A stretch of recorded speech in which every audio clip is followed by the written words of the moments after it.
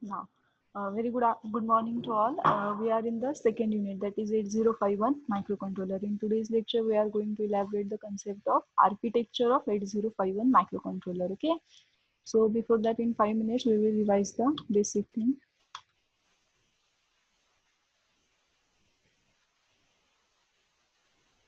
Okay, see here.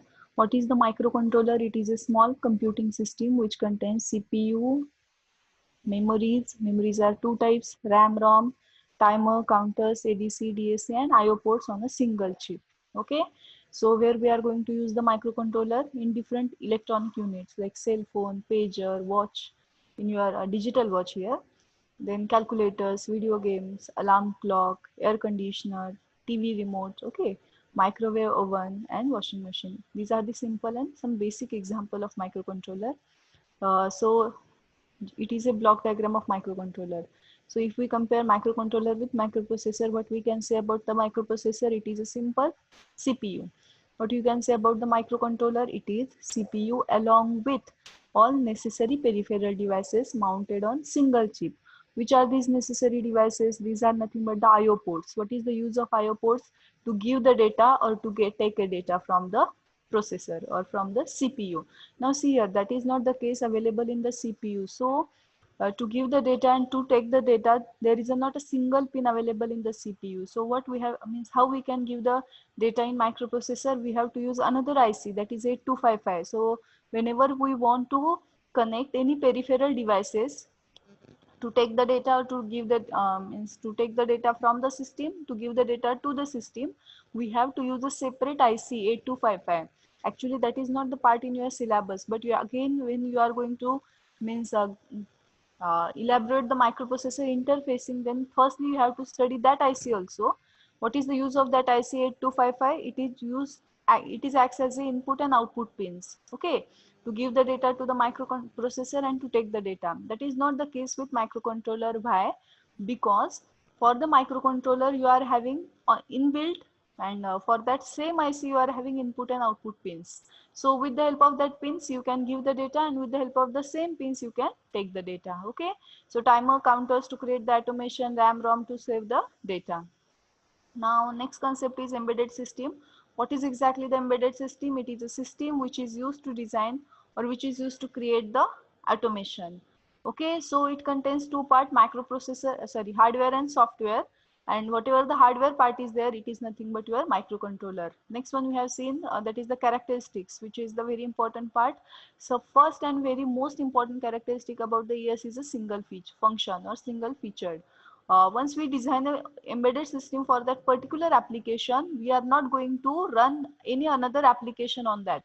Means embedded system designed for washing machine cannot use for the cannot use for the fridge, or embedded system, that is whatever the program you have designed, embedded system program you have designed for the fridge, you cannot apply that to the air conditioner. Okay, so whatever the for what application you are designing the system, that is limited to, means that system is limited to that application only. That's why it is called as a single function. Tightly constrained means what? You have to use all the space of the chip so that you can mount many devices and you can reduce the size. Okay, so that in terms you will get the fast operation. Reactive and real time, whatever the system you are going to design, it should be real time. Okay, whenever there is a changes in the environmental condition, it should be immediately implemented into the system. In this case we have seen the example of map. Okay, we are seeing the map on our mobile, and if we are moving on the road, okay, once as we are going to move, the same can be replicated in our mobile phone also, and that if it is means okay, then only you can say your system is good. Okay, now for example, you are at one point and you are planning to destination with another point. Once you reach at the destination, still if your mobile phone shows the distance is 3 kilometers, it is okay? Of course not. Okay, according to your movement, the distance should be reduced, and so once you get the destination, it should that zero, means zero distance remaining. Okay, that should be the real time. Means what? Whatever the exactly happening around ourselves or around the system, that should be immediately captured by the system, and that's why it is called as a reactive and the real time. Again, microprocessor base, every embedded system need a brain to create automation. Your brain is nothing but your CPU. which is either you can use directly microprocessor and connect the connect the remaining peripheral devices externally, or you can use the microcontroller. Okay, in the microprocessor also, in the microcontroller also, you need a brain. And what is the, if we consider this diagram, what out of this, which system acts as a brain? Your CPU, that is central processing unit, that is the brain of the system. And because of the CPU, your means what, automation is possible. Then the memory, to save the data you need a memory connected. Now your system must be connected, so connected to the peripheral devices. Okay, you are design one system, but once you are integrated another system, okay, then your design means whatever is your project, it is not always contain the one system, it contains combination of many system. Okay, so your system should be connected that other devices can be accessed as input and output, which is able to connect to your system. And last one is the software and hardware part. As the embedded system contains both the parts, software and hardware, so software part gives you the more flexibility, while hardware part gives you the security and the performance. Okay, so here is a difference between microprocessor and microcontroller. Microprocessor is the heart of computer system, microcontroller is the heart of embedded system. Okay, it is just a processor, means it contains only memory, IO ports have to be connected externally. There is no memory and nothing, IO input and output ports are available for the microprocessor. So how we can give the data, or how we can take the data? For that we need an additional IC, and when we combine these two IC, then only there is an input and output transfer is possible. That is not the case with microcontroller. You can easily give as input data, you can take a output data by using IO pins. Again, it is having all internal all peripheral devices internally. Since memory and IO has to be connected externally, the circuit becomes large. It is a quite complicated. It is on a single small chip, and which is tightly mounted, cannot be used in computer system, and hence inefficient.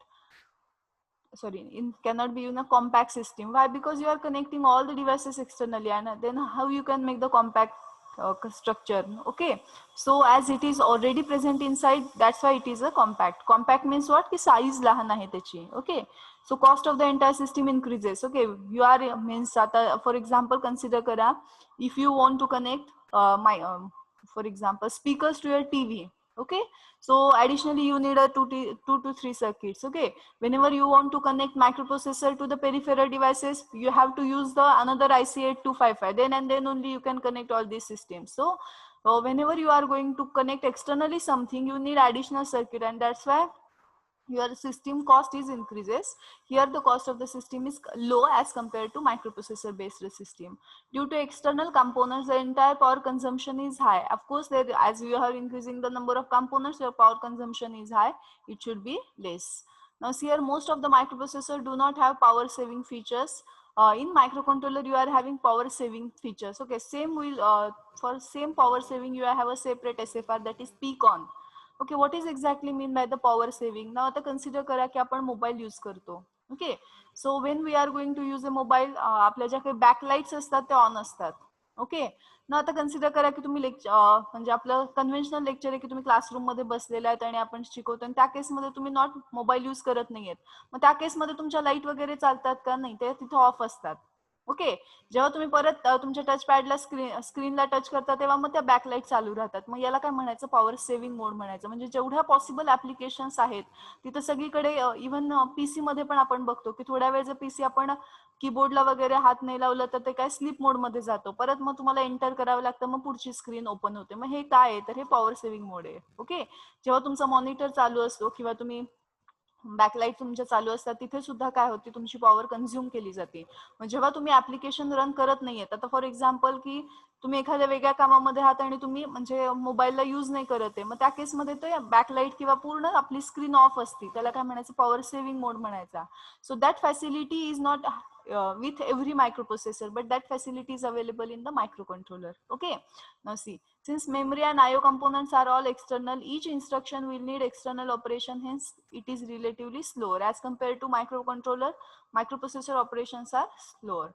Now less number of register. Okay, see here, microprocessor have less number of register. Only 6 general purpose registers are available in microprocessor to operate. Which are these?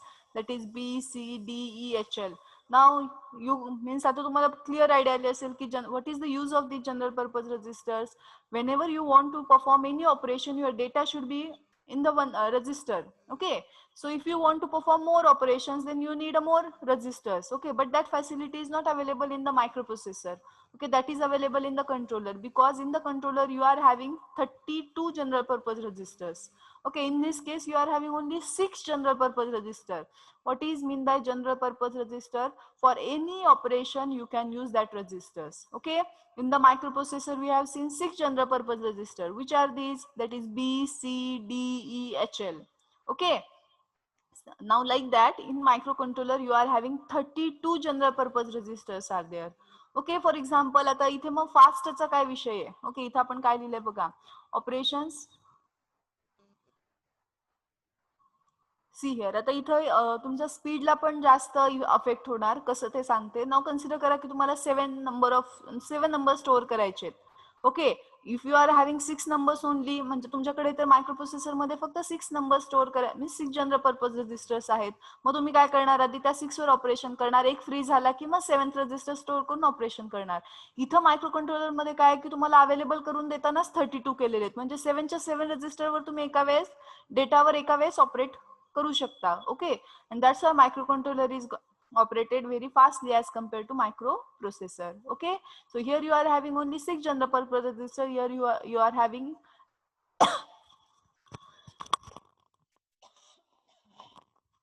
in the microcontroller you are having nearly 32 general purpose registers.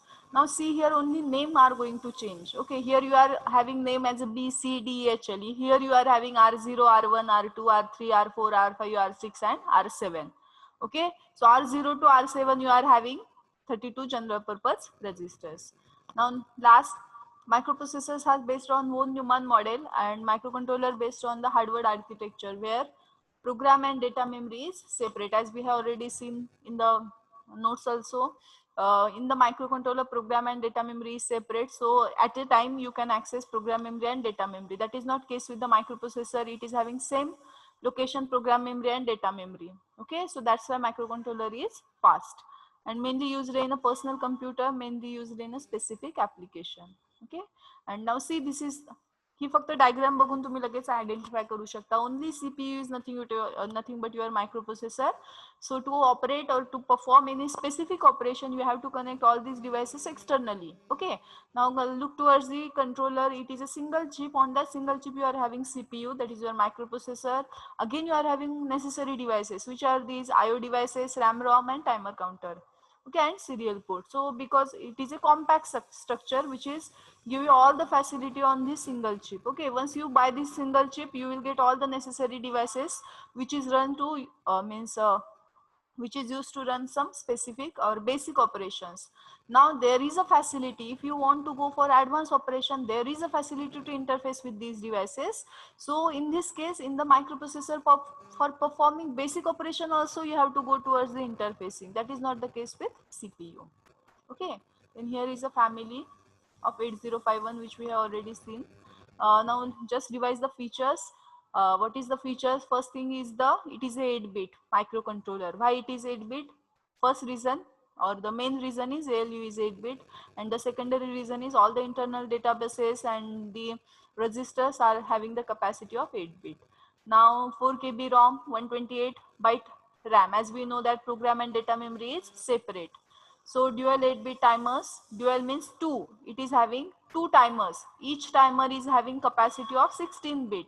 Even same timer can be used as a counter. Then we have the separate chapter, or we have the separate unit for the timer and counter. So at this moment only remember that it is having 2 timers, and each timer is of the size 16-bit.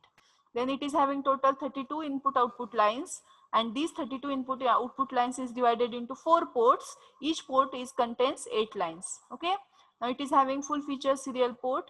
Then it can address 64 kilobytes of program memory, and it can address 64 kilobytes of data memory. Now here maybe you confuse that here the size is different, and how we can access 64 kilobytes of memory.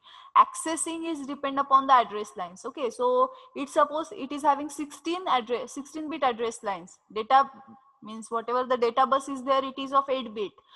like same as that of the microprocessor, and the address bus is of 16-bit. So with the help of 16-bit address line, you can access 64 kilobytes of memory. So it can access, but in this 8051, you are having the capacity of 128-byte RAM and 4 kilobytes of ROM. Okay, then it is having the means we can connect to external interrupts. It is having the facility to connect with 2 interrupts externally. Internally, it is supports 6 interrupts, and the clock frequency is 12 megahertz. Okay, so this is up to the revision, means up to the last lecture we have seen. Now very important part, that is the architecture of microcontroller. Okay, as we know that microcontroller is can be abbreviated, means in the can we write as a macros mu c. Okay, mu means micro, c means controller. Okay, so sometimes you can use word mu c or mu p, but I will suggest you that in the exam you have to write fully, that is microcontroller, microprocessor. Don't go for the short forms. Okay, so see here, this is the ALU. Actually here B is not there, actually A is there. So better way we will go for our diagram. Just wait.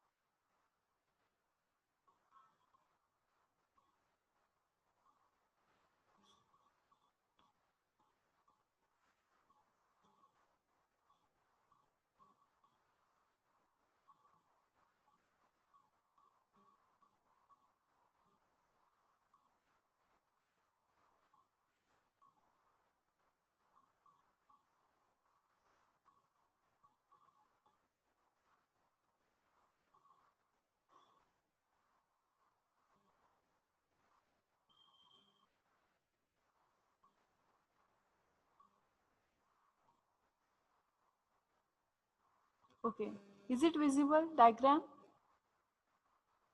Hello, hello. Yes, ma'am. Okay, now see, this is the architecture diagram of 8051 microcontroller. Now in the exam, the question may ask like, draw the architecture of 8051 in detail and explain in detail. Now see here, sometimes they give that draw the architecture and explain any 4 blocks, or sometimes they ask like draw the architecture of 8051 and explain the working of PSU, working of ALU, like that. Okay, so you have to go for this. It is a very simple to explain, as I have already cleared that there is another diagram of the architecture which looks same like as that of the microprocessor. You can go with that, or you can go with this. This is very simple, and this is very, means why this is simple, because once you there is a 2 different diagram, you won't get confused. Okay, so see here, the main thing is the ALU. Okay, now you tell me, what is the long form of ALU?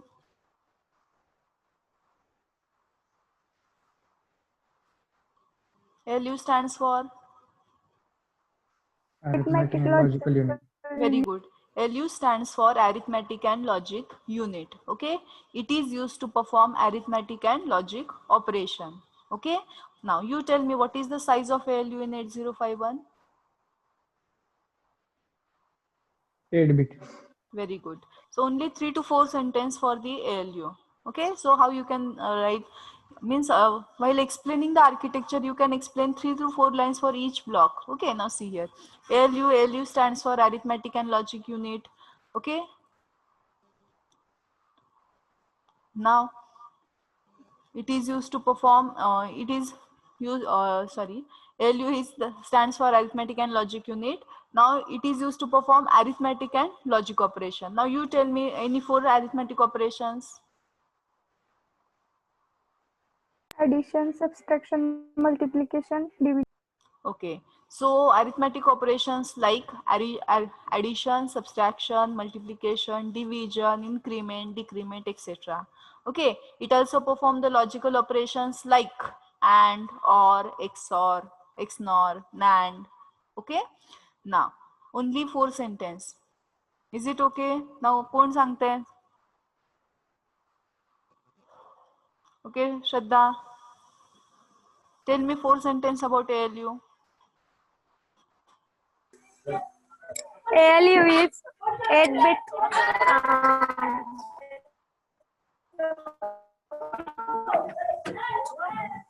It is used to perform arithmetic and logical operation when operation is performed by ALU, result is stored in accumulator and the status of the result is stored in flash. Okay. Now see here, ALU is a ALU. Okay, I will repeat once again.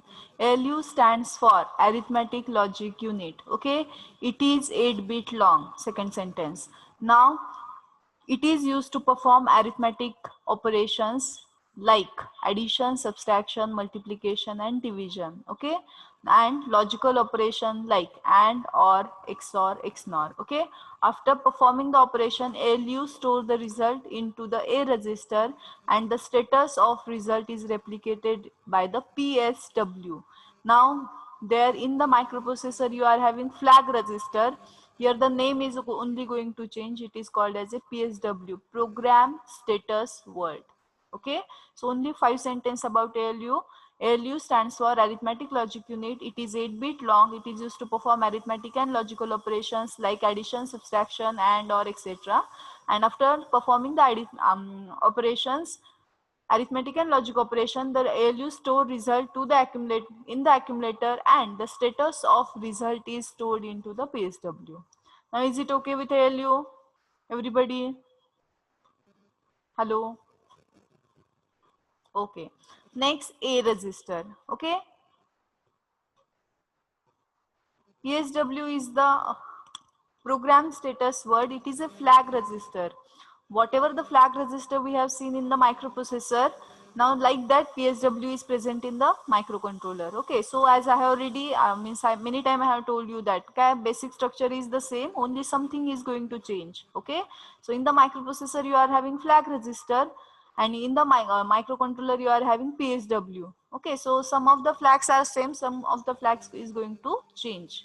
Now see here, A register, A stands for accumulator. It is 8-bit long. Okay, it is very important register. It is used it is used in any arithmetic and logic operation. In any arithmetic and logic operation, first operand should be always present in accumulator. Okay, after performing the operation, the result is again stored into the A register. Okay, that's it. परत एकदा बघा, only 5 sentence about A register. How you can write about A register? A stands for accumulator. It is 8-bit long. It is used to means directly you can write that what this register in any operation, this register contains first operand. Okay, first operand by first operand. Now see, if you want to perform 5 plus 3, you can say 5 or 3 as well. Means you can say 5 into accumulator or you can say 3 into accumulator. But if you want to perform 5 minus 3, then your 5 should be in the A register. Okay, so that's why you have to use the word first data.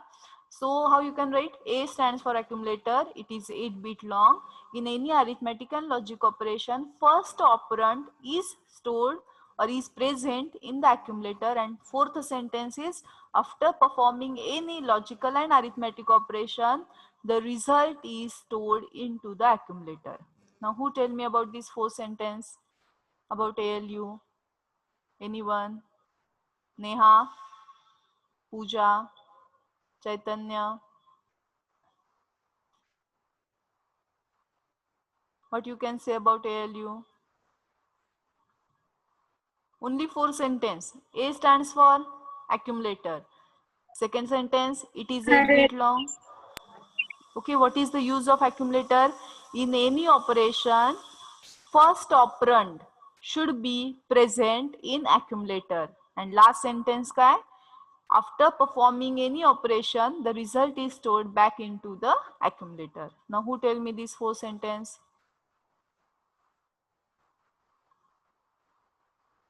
Chaitanya, Vishal,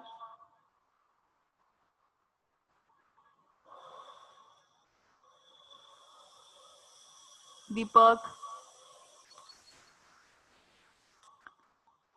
No one? Okay. Who got the concept they can tell? हाँ श्रद्धा. A stand A stands for accumulator. Accumulator is 8-bit long. During arithmetic and logic operation, one operand is given by accumulator.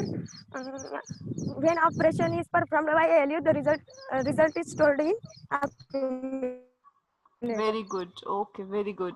Okay, exactly. Now next B register. B stands for B register. Now it is not a general purpose like a microprocessor. The B register present in microprocessor, you can use that register for any operation.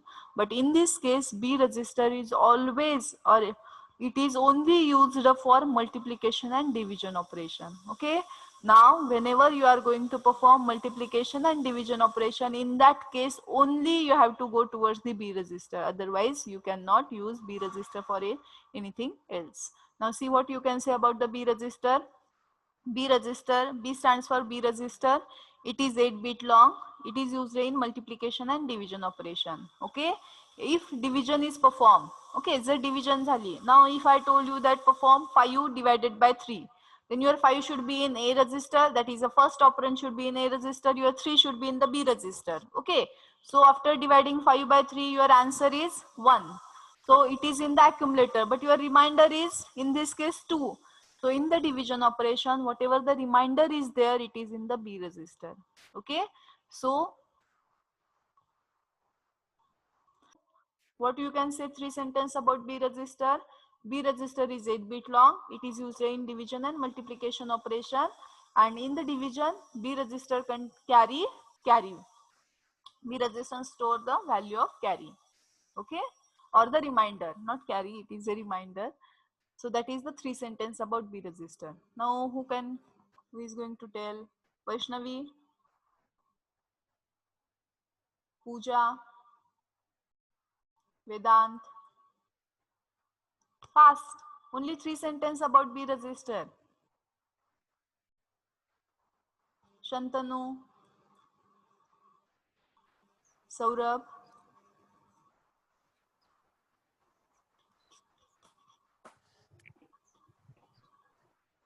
What you can say about the B register? 3 sentences. B register is 8-bit long. It is used to perform multiplication and division operations. And when division is performed by B register, okay, when Reminder is in the division, reminder is in the B register. very good. I think so only Shraddha is attentive to the lecture. What about others? No one has to reply. Why? Why Saurabh? Vishal? Is there any network issue with all? Not in the chat box also you are giving reply, not in by making unmute. समजत नहीं है का? Hello काय problem आहे? Hello. Okay, we are listening, madam. Okay, पण जेव्हा when I am asking at that time only you can say na. Okay, repeat. I will repeat once again. Okay, I will repeat from the start. ALU. Now, ALU stands for Arithmetic and Logic Unit. It is 8-bit long. It is used to perform arithmetic and logical operations. Now, for sentence, it performs arithmetic operations like addition, subtraction, multiplication, okay, etc. It performs logical operations like AND or XOR, XNOR. After performing the operation, ALU store the result into a register and status of result into the PSW. Okay, that's it. Next, A register. A stands for accumulator. It is 8-bit long. It contains first operand during any arithmetic and logic operation. Okay. Now it also stores the result of operation. That's it. B. B stands for B register. It is 8-bit long. It is only used in multiplication and division operation. Okay. Now, while performing division operation, B result is or the quotient ला आपण भागाकार म्हणतो. So result किंवा result म्हणा तुम्ही, result is stored into A register and the remainder is stored into the B register. So only 4 sentence about B. What is that? B stands for B register. It is 8-bit long.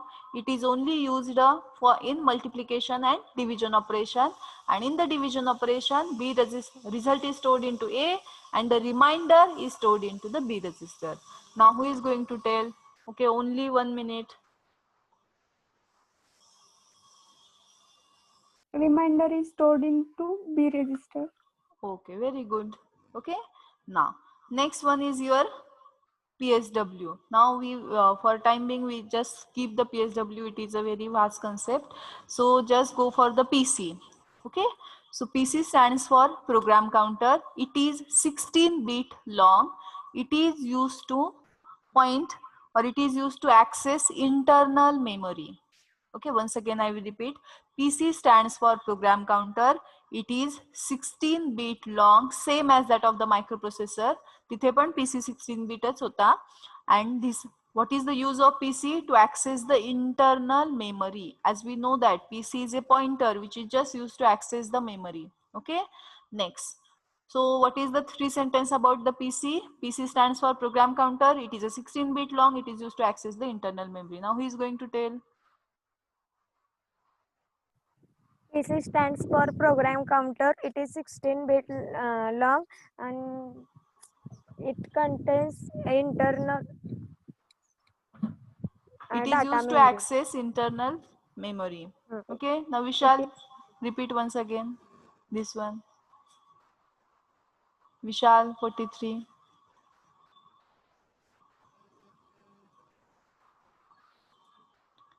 Three sentence about the PC मराठीतून सांगा. ठीक आहे, चालेल. फक्त तुम्हाला कळालंय का नाही मला बघायचंय. PC stands for Vishal.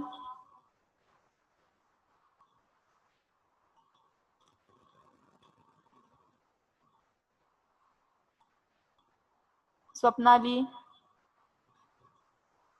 PC stands for